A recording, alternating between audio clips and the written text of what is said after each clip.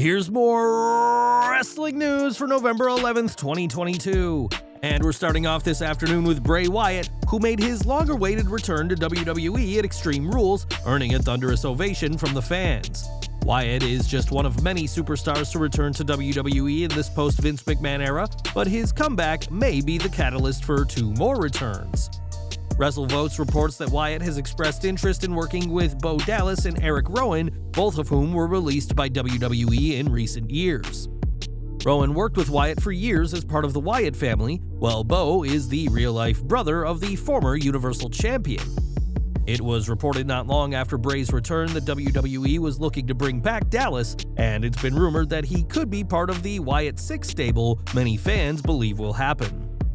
If Wyatt is building a stable of superstars, then having his brother and his former teammate would be logical choices, but time will tell if Triple H brings back the superstars Bray clearly wants. One name who wasn't released from WWE over the past 2 years is Robert Roode, but fans haven't seen him in a very long time. Roode's last televised singles match was all the way back in March of this year, and the Glorious One has spent much of 2022 out with an injury. In September, Roode shared a photo from South Lake Orthopedics in Birmingham, Alabama, and there's now some good news for the former NXT champion. According to a new report from PW Insider, Roode was spotted in Birmingham on Wednesday, and WWE officials are said to be confident that he'll be healed up and back in the ring very soon. When Roode went down with his injury, he was a Raw superstar, but it's been discussed that he'll be brought back to SmackDown when he's back on TV. In his absence from the ring, WWE has changed dramatically, so it remains to be seen what place the former TNA World Heavyweight Champion has in Triple H's vision for WWE. Now, Alexa Bliss has been a huge star on the main roster for years now, and was the first woman to ever hold both the Raw and SmackDown women's titles. Originally in NXT as a glitter-loving character, Bliss excelled as a heel manager, and in recent years, the goddess embraced her darker side with Bray Wyatt. Now, another character change could be in the works, at least if Bliss gets her own way, as she told Sebastian Hackel of WWE Deutschland this week about feeling stuck. It's strange, and that's why I think about it a lot more recently, because I don't really know where I'm at right now when it comes to character-wise. So I think about, man, I've been 8 to 9 different personas in my career. I tried to always evolve, and I'm actually trying to even change from what I'm doing now. Bliss recently won the WWE Women's Tag Team titles with Asuka, but lost the titles back to Damage Control just 5 days later at Crown Jewel. Since Bray Wyatt's return, it's been teased that the former Fiend will have something to do with Bliss moving forward, but we'll have to see what changes are made for the goddess of WWE. Earlier this year, Daivari made his debut for AEW and works both as a producer and an on-screen star. On TV, Daivari is the head of the Trustbusters, a team that includes Parker Boudreaux, Sonny Kiss, and more, but his character has some interesting origins. On the AEW Unrestricted podcast, Daivari mentioned how he worked in WWE under his full first name Ariya, but that Ari comes from Ari Gold, Jeremy Piven's character from Entourage.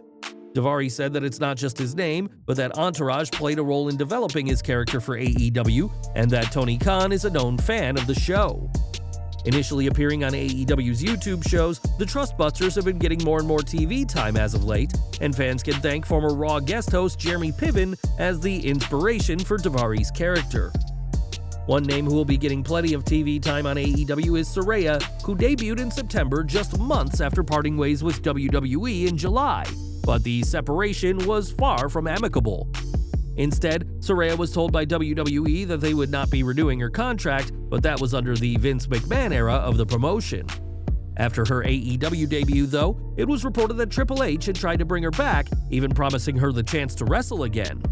On the sessions, the British star explained that when she spoke to Triple H, who had only recently returned from his health scare, he was confused why she'd left, unaware that WWE were the ones who had cut her.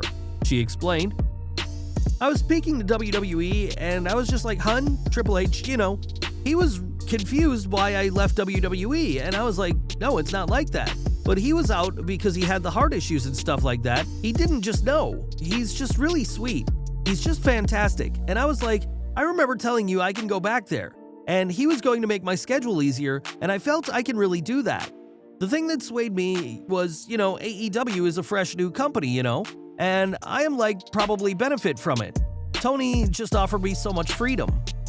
Saraya concluded her comments saying that Tony Khan has offered her so much freedom, and now after 5 years, Saraya is hungry to be a professional wrestler once again.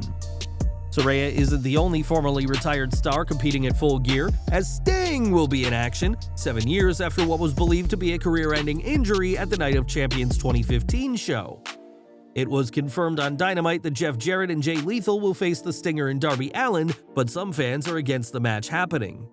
After the announcement, some fans argued on social media that Sting needs to retire, while one fan called this the pay-per-view's bathroom break match. Fans also question who exactly wants to see this match, as Jarrett and Sting have a combined age of 118 years old. Some also made comparisons between AEW and the early years of TNA wrestling, when Jarrett would always prominently be featured, often over younger stars the fans would have preferred to see. Whether the fans like it or not, both Jarrett and the Icon will be in action next week in Double J's first match with All Elite Wrestling.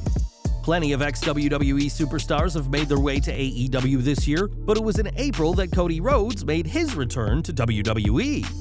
To say fans were surprised to see Rhodes leave AEW is an understatement, as he had been the figurehead of the company since its debut, though never quite won over the fans.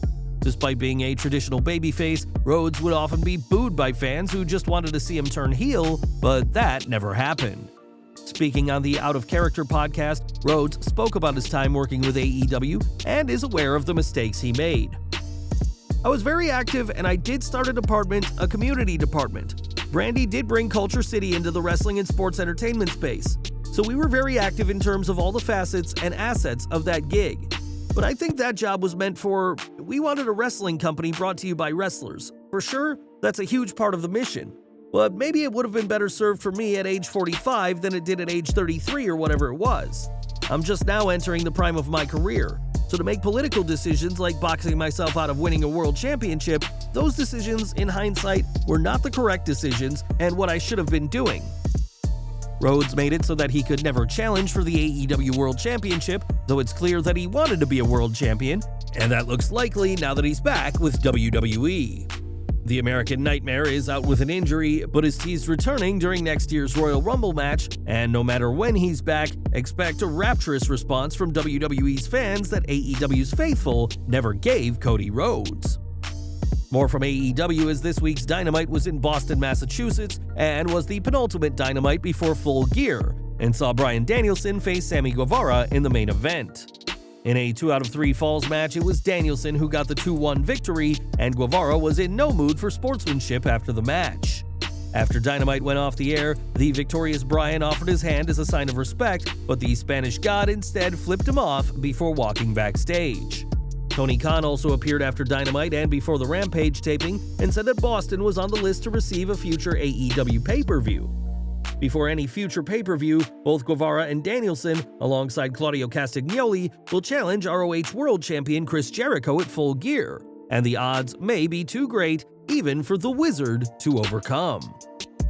Back to WWE, as Tamina had been on the main roster for over a decade now, but her career in the company has not exactly been one paved with gold.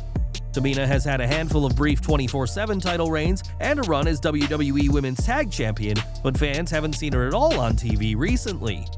Some have speculated that perhaps the multi-generation superstar is injured, but that isn't the case at all. When Fightful Select investigated, they found that Tamina is still wrestling at live events and has been working with Dana Brooke, who is sometimes her teammate and sometimes her opponent. Tamina's most recent televised match was back in August when she and Brooke teamed for a chance to re-enter the women's tag team title tournament, and while she remains very active in the ring, this isn't translating into TV time for Snuka. Last week, WWE hosted their annual Crown Jewel event in Riyadh, and like prior events, the show was fraught with controversy before it even began. Just days before the show, it was reported that Saudi Arabia was expecting an attack from Iran, and fans criticized WWE for going ahead with the show. Thankfully, an attack did not happen, and as Michael Cole explained on Pat McAfee's show, he wasn't worried about a potential attack. Not at all. There was a threat, but we were in the capital city of Riyadh. We had assurance from a number of different places, including the State Department. WWE weren't on the receiving end of an attack at Crown Jewel, but Cole did say that they were bombed during a tribute to the troops show in Iraq, and that a mortar landed about 75 feet from their tent. Cole's next appearance in Saudi Arabia will come next May, as it's been confirmed that will be when the next show happens, as the lucrative yet controversial deal between WWE and the Kingdom shows no signs of easing up. And we're ending today with AEW, as MJF was recently cast in the film The Iron Claw in what will be the future film debut for the Salt of the Earth. MJF is quickly becoming a megastar in his own right, but he's not the only AEW star with an acting gig. That's according to the Tampa Bay Times, who report that Laura Dennis, also known as The Bunny, will be starring in the film Bad Tenant. The Lifetime original picture was shot in the Tampa Bay area from late October through early November, and The Bunny is also part of the local film commission's marketing to promote the area. There's still no word of a plot, though we imagine the title is a bit of a giveaway, and there's no confirmation on when Bad Tenant will air, but perhaps this will lead to more acting gigs for AEW's Bunny. Well guys, that's our news for today. Please share your comments below. Also hit the like button, subscribe to our channel, and hit the bell icon to receive all notifications. And as always, thanks for watching.